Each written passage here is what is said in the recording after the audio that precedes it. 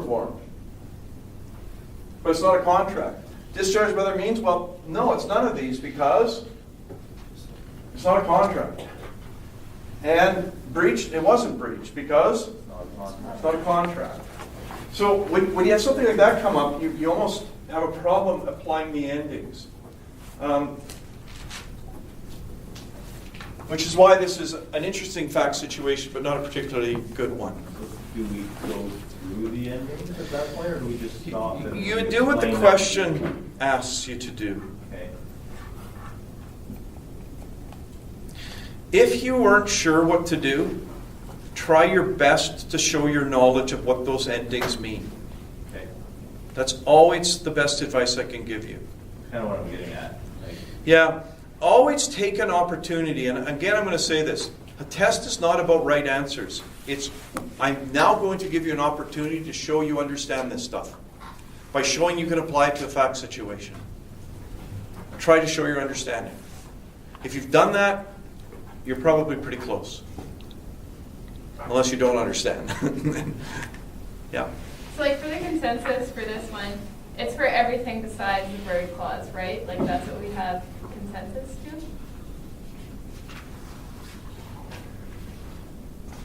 Or do we still have bird clause in there? The rules of consensus would remove the bird clause because it's an unfair surprise. Right. Yeah. But if it's removed and that's a correct answer, Yeah. it's not back in. Which would, like, you could...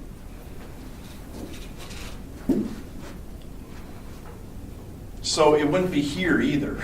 Yeah. Right? So this is an odd fact situation because it's not really taking you through the process from start to end. It would be asking you, the question I would have to ask is, what are all the legal arguments that Slicer could make? That's how that question would have to be worded for you to actually get to this point. As to why he doesn't have to pay the $2,000. All of them. Right? So you keep putting it back in and seeing how it could be removed. Put it back in, see how it could be removed. Put it back in, see how it can be neutralized. Right? Because those are all the arguments. And there are basically three that I can come up with here. The fact that there's the consensus, the rule of unfair surprise would remove it. The fact that on that second agreement there's no consideration. And the fact that he's a minor and going through the flow chart, he would give him the right to repudiate. We still would ask, would he? Would he?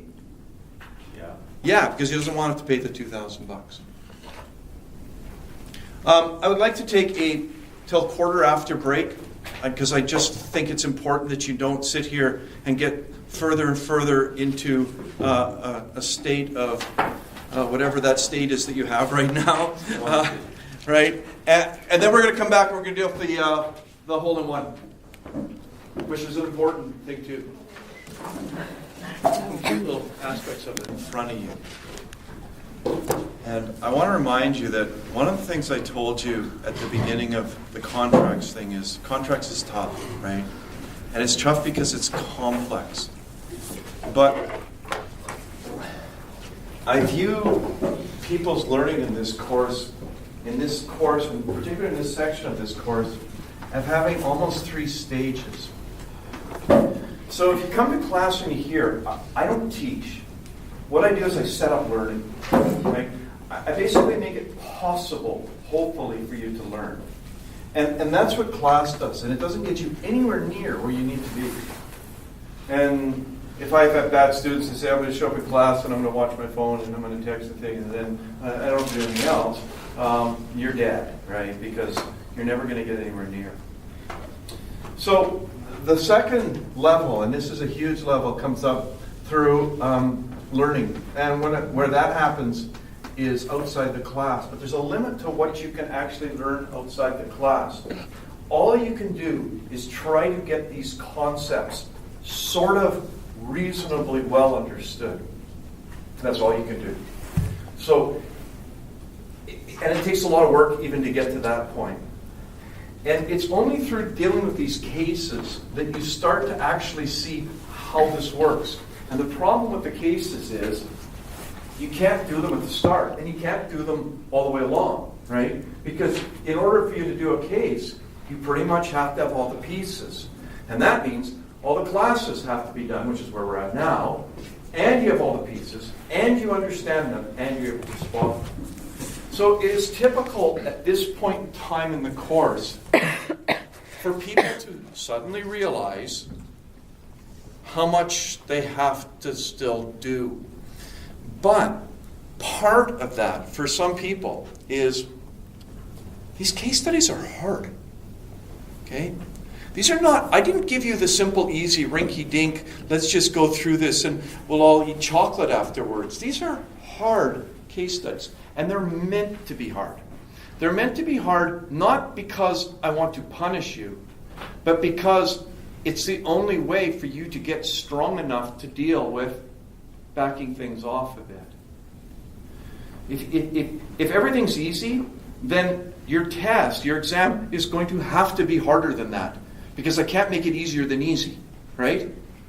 So I need you to understand that every one of these case studies, in the limited time I have to teach you this, has complexities to it that you might miss. I don't want you to think it's because you don't understand your material. You probably understand it better than you would show if I gave you these as fact situations, because they're hard and it's still new. Okay? So what I ask you to do, maybe as a vote of your confidence, is go back and do like that early one. You know, that's easy, right? And you should find it easy now. And you should actually find, you know, some of the case studies that we did last week, if you had to do them again, fairly easy. Okay? But this case study has its own peculiarities. The first one is actually very straightforward, but there's no conflict about it. Right? This one. So you get to the end, it's performed. Well, how do you get to breach? You don't. There is no breach there. This one, we still haven't made it to breach, because we said there's no contract. Right?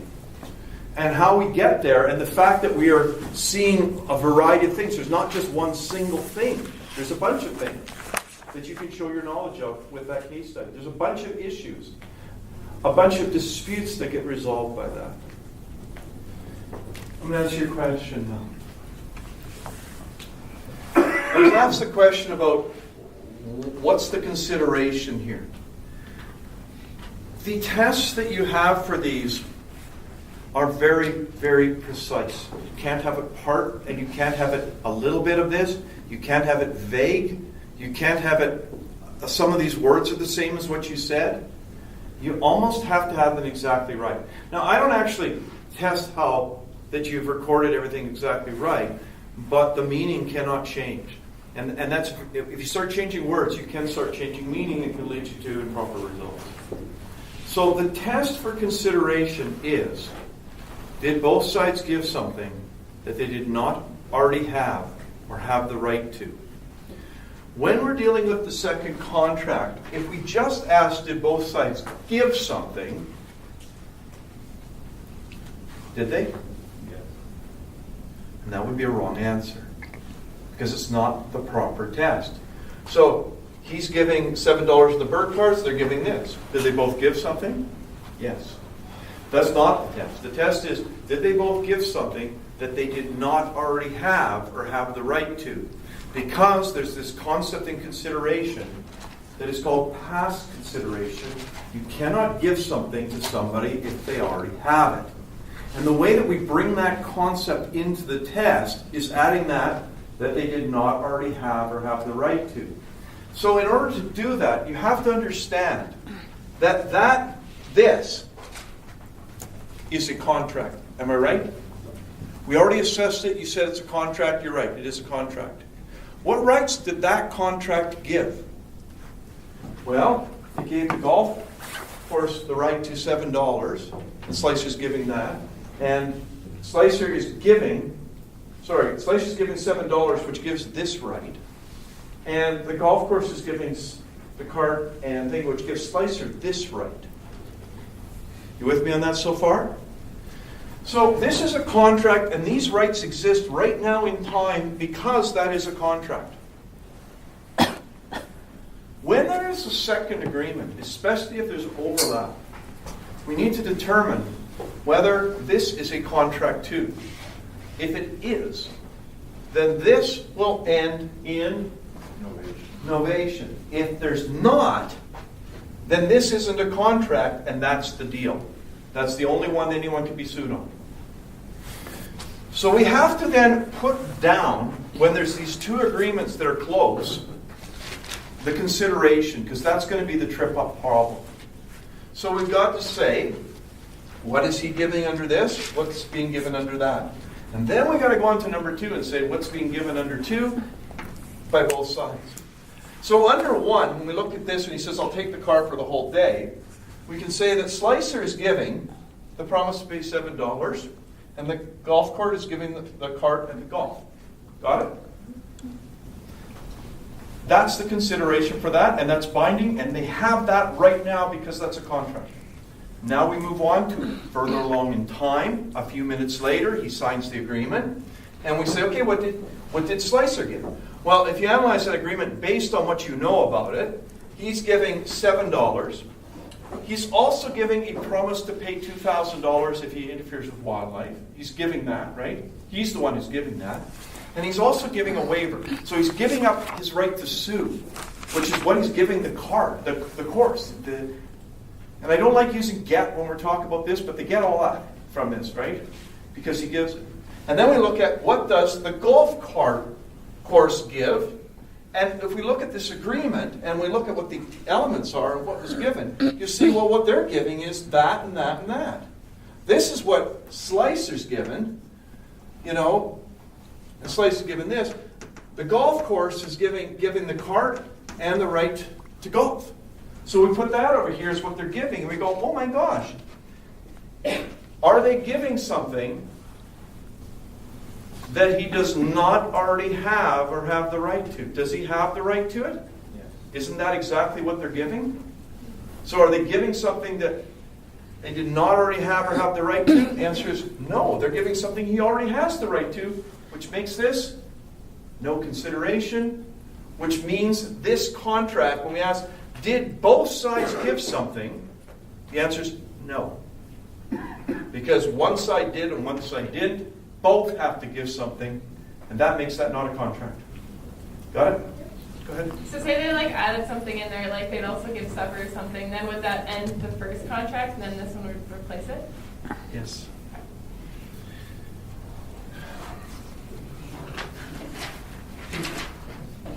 And it could be this, and I don't want to confuse you too much. It could actually be less plus something else.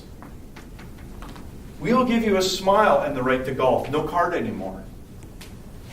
Right? Now we ask the question, are they giving something he did not already have or have the right to?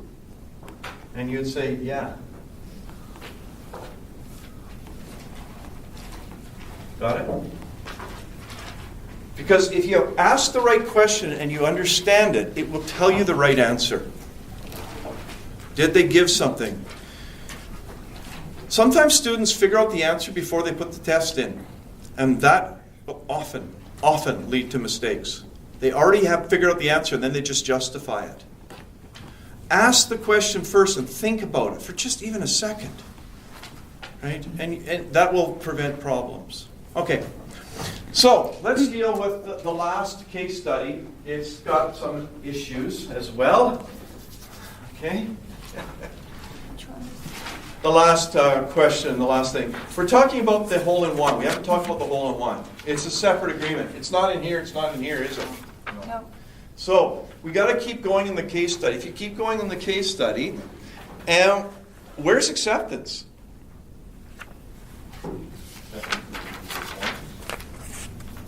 Can you do that?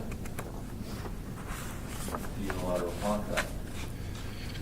So I'm going to use this to show you this same point over again. Do you understand what a unilateral contract is, folks? The only way you can accept is by? Performance. Is that what this is? Get a hole-in-one and win big money? Yes. If it's anything, is it a unilateral? Yes. So I'm going to show you what you keep doing to me. Okay, just so. Where do you use unilateral in this?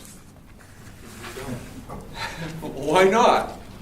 Because it's, Where do you use unilateral in this? you know. Right? Where does it go? Well, it doesn't, right? It has nothing to do with them. But do you then say, well, we can't use it in the third one? No, because that's what it is. You see that? So people keep asking me, where do these things go? And I'm going, you can't answer that in the absence of facts, right? But when you have facts that say, he performed, and that was accepting, then you're on to a unilateral. Go ahead. Absolutely. We just use that to find acceptance. Right? But you have to understand that that will be acceptance because that's how unilateral contracts work. Right? So, just a minute. I just want to finish answering you over there, okay? That doesn't make it a contract. You don't say if you accept by performing, you have a contract. Contracts always require all of these things. It's just a different form of acceptance primarily. So you use what you need to use. Got it? So you've got to be able to spot that's a unilateral one. Because there could be things that are impacted by that. But you still have to prove it's a contract. What were you going to ask? Yeah, you sense it. Okay, so we've got, where's the offer? What? What's it say? Yeah, they arrived at the clubhouse in the morning and noted a sign that said, "Get a hole in one on the on hole 7, and you'll win big money."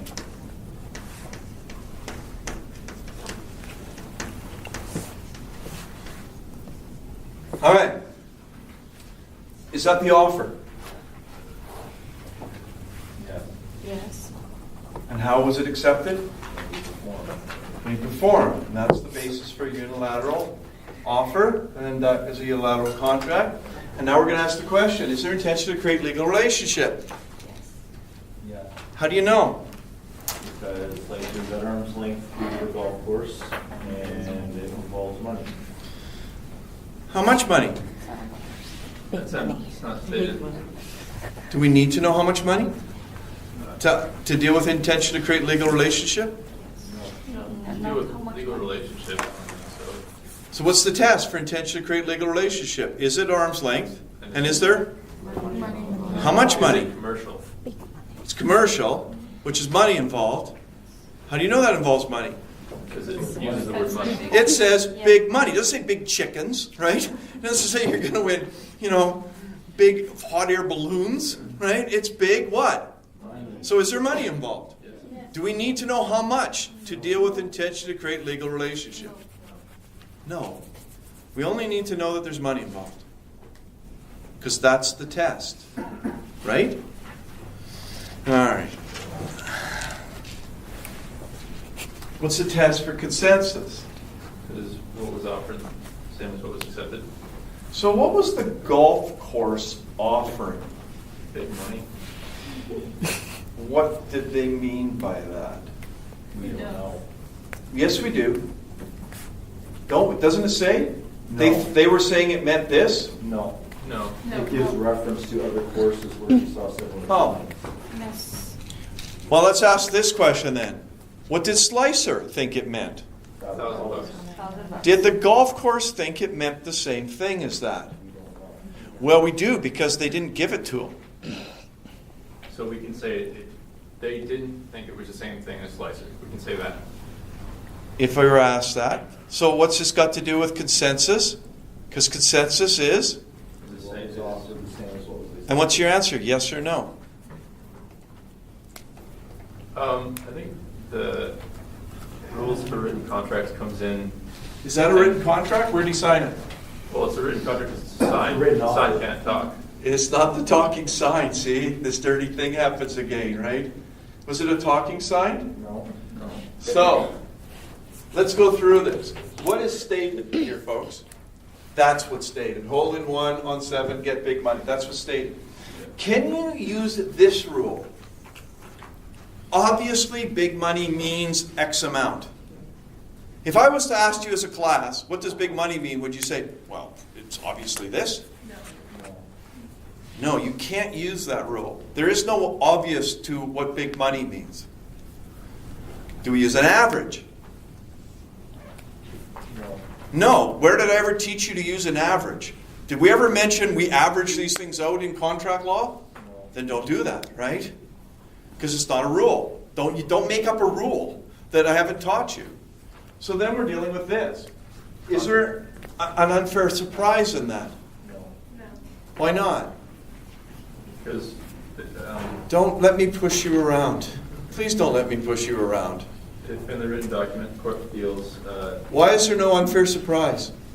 something harsh, excessive, or unusual. Is there? No. No. That's okay. Don't be. No, there's not. All right. Is there ambiguity? Yes. Yes. How do we know? What's the test? Ambiguity means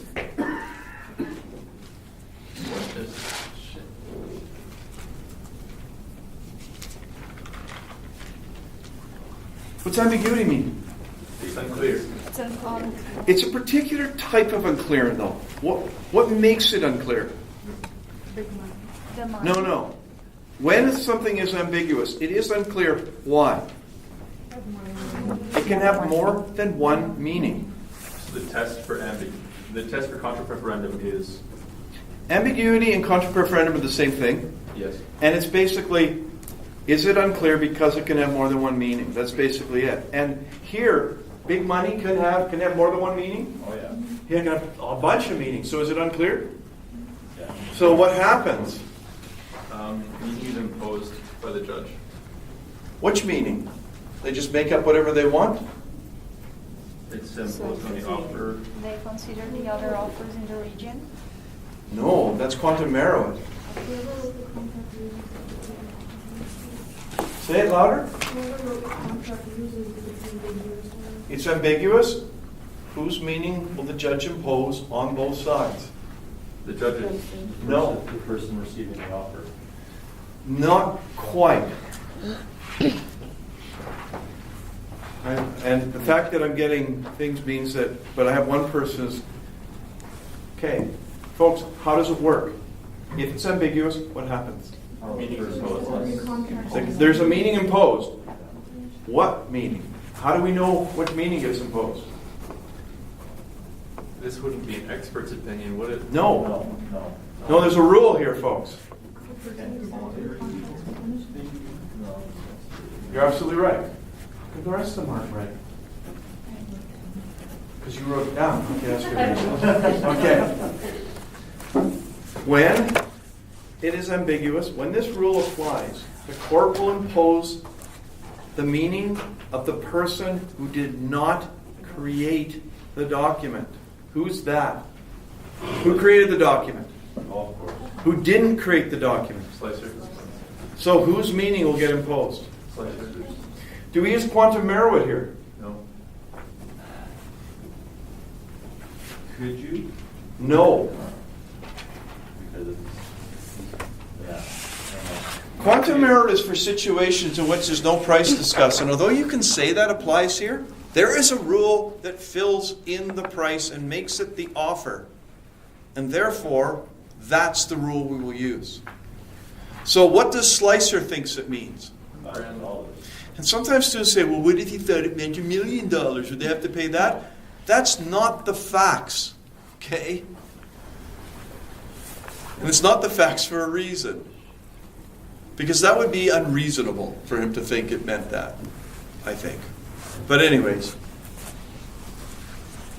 that's not the facts. The facts are he thinks it's 1,000. That gets imposed. It gets imposed on both sides. The court will say you both agreed to $1,000, and the offer actually becomes $1,000 for the hole in one. Right? So, completely understood. The note I took from class, ambiguity in the written contract, the judge or the court will impose the meaning as understood by the person receiving the offer. It's not quite right. And I don't think it would lead you to a different result, but I do like being precise and giving you the exact right rule so that we don't ever have a problem. Contra? You guys know what contra means? Opposite. Yeah, against, right? So that's why it was called contra preferenda. We prefer the opposite. We go against. And what that is dealing with is the idea that whoever makes the document loses. And the other side, the contrary view, the other one, is the one that will get imposed.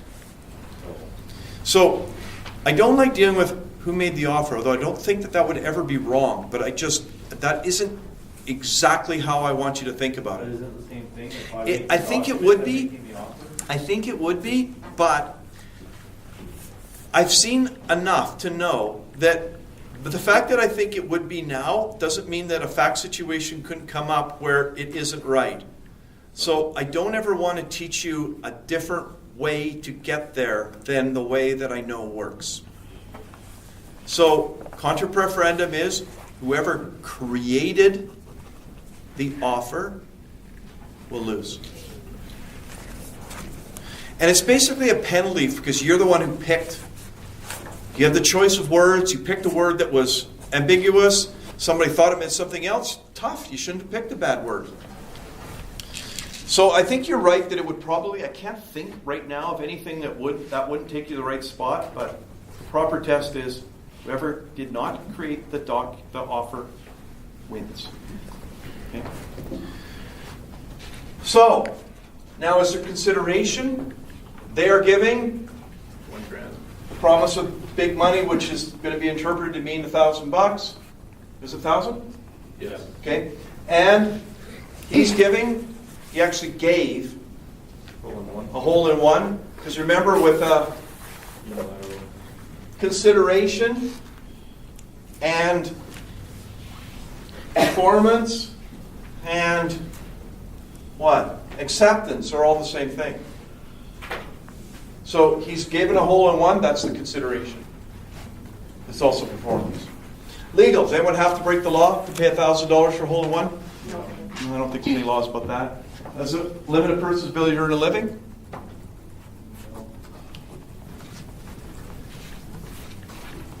Is there any false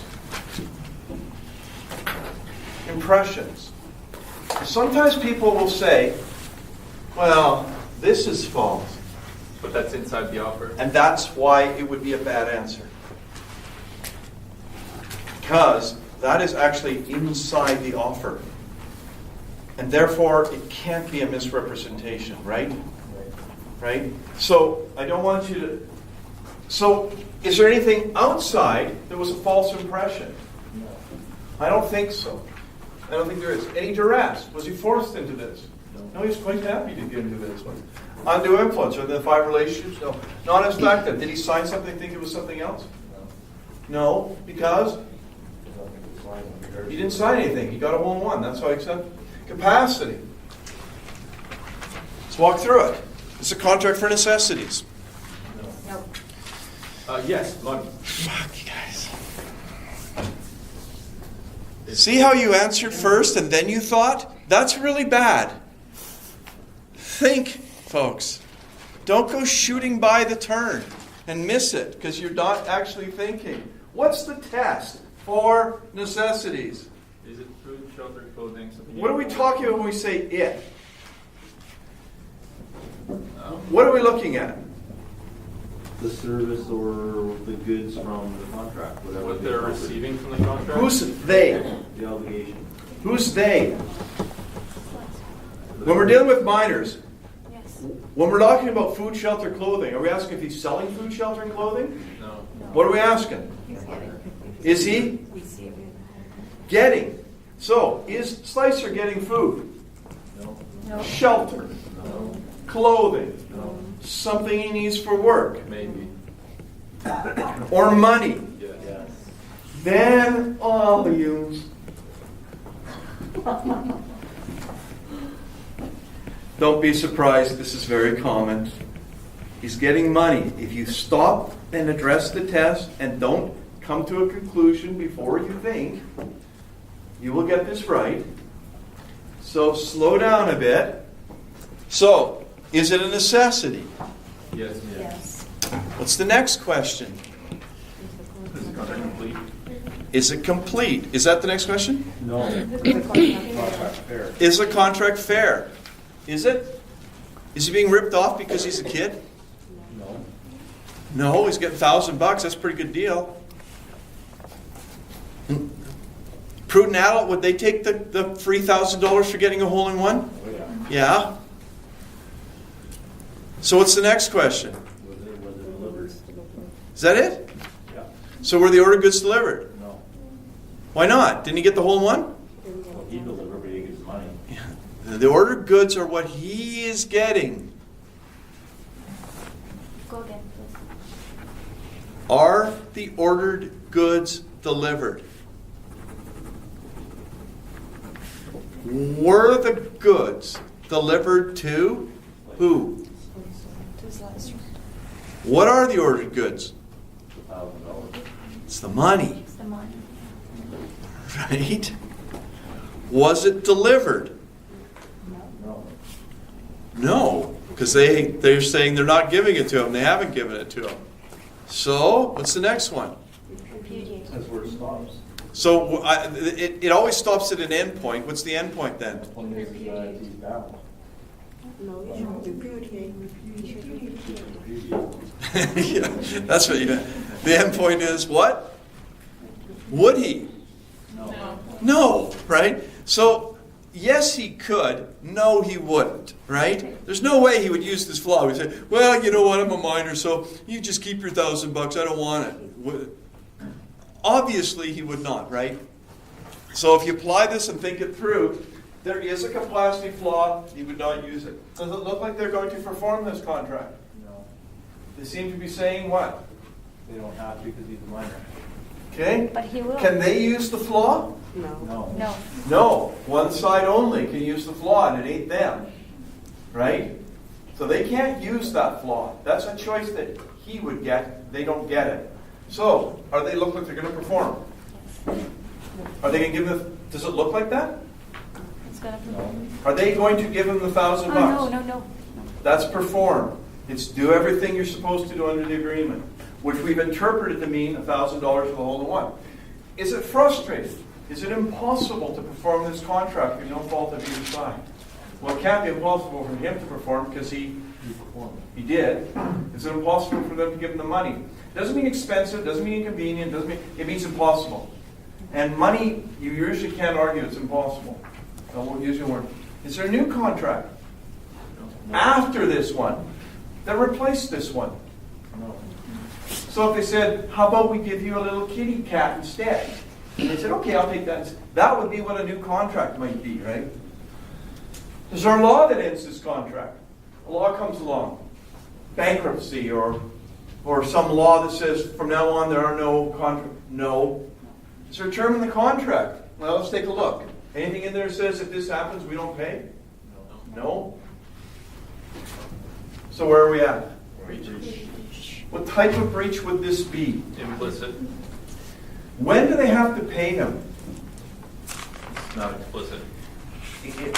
That would be a hard thing because if it said within 5 days, payment would be made within 5 days, that would be probably implicit. There's an argument that they have to pay him right away, in which case they're saying no, which would be explicit. And what I'm saying is the facts would not, they don't get you to the point of being able to sort this out. Right? Is it fundamental? No. Or they gave him money but it was so bad? No. I mean, how could there be money that's so bad that it amounts to no money? So, would he be entitled to a remedy? A remedy is what you get when there's breach. If we found that there's breach, then he's entitled to a... Receive the money. How much? First of all, what type of remedy? Yeah, it'd be damages. This is not... There's no way you could order specific performance, because specific performance would be that you have to pay the money. And that's what damages is for. You wouldn't argue an injunction. There's no thing that they'd order them not to do. So money is the right. How much money? What's the test for the amount? It's the same amount of money that put it back in the same position it would have been before. So if the contract had been performed, as we've interpreted it, what would he have? $1,000. So how much money would put him back in that position? $1,000. They would have to order $1,000, and the judge would order $1,000 in damages. Can they mitigate? No. No, there's no mitigation. How can you take steps to lessen the loss? How do you take steps? How would Slicer take steps to lessen his loss when they owe him $1,000? There's no way to mitigate.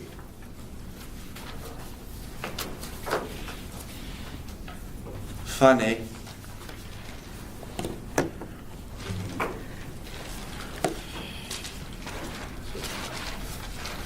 Just a minute. You got your question figured out yet? You don't have one? Yeah, We fixed it? yeah, I have to listen to it. Okay.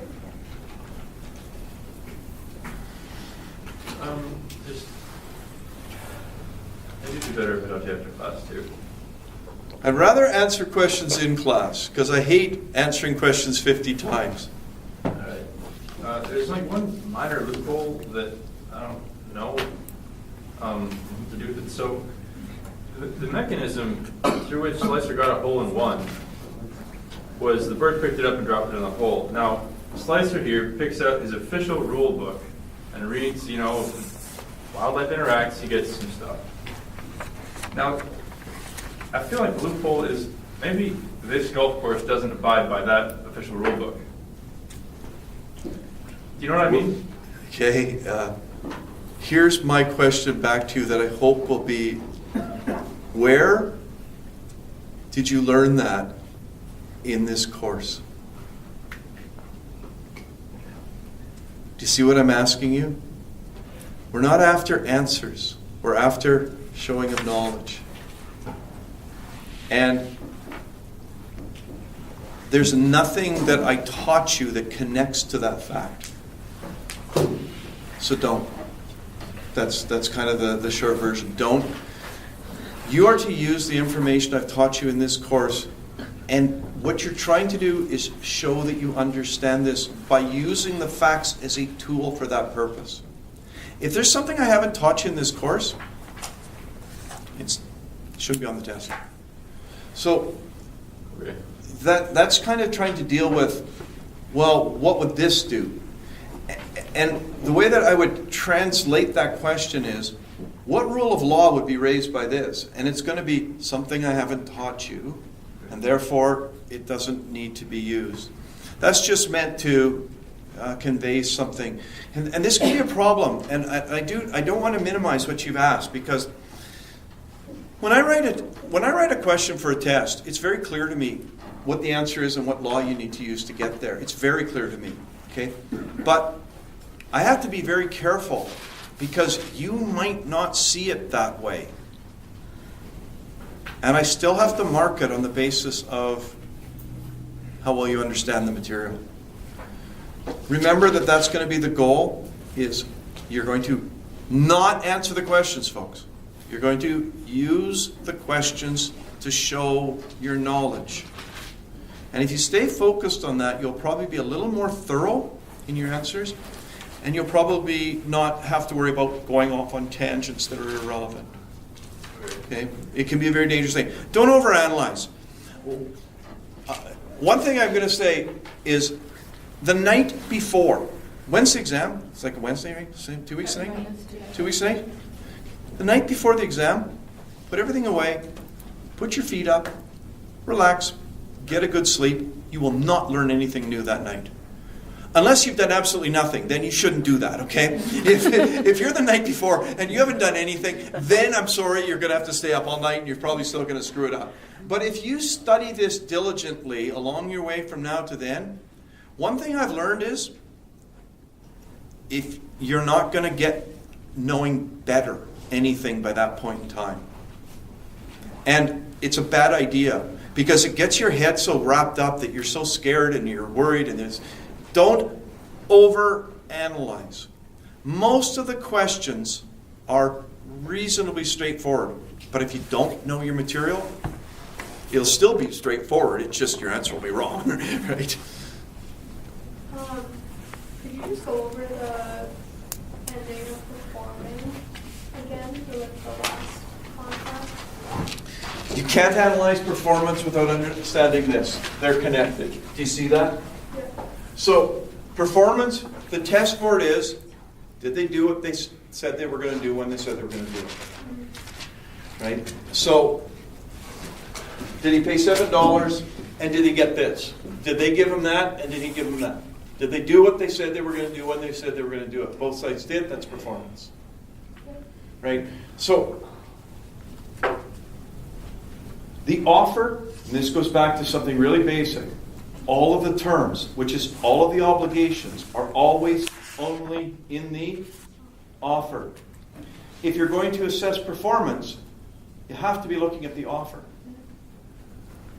Because all of the terms and all the obligations can only be there. But the offer includes this, can be something you have to do. This could impact on it, and these can impact on it with written contracts.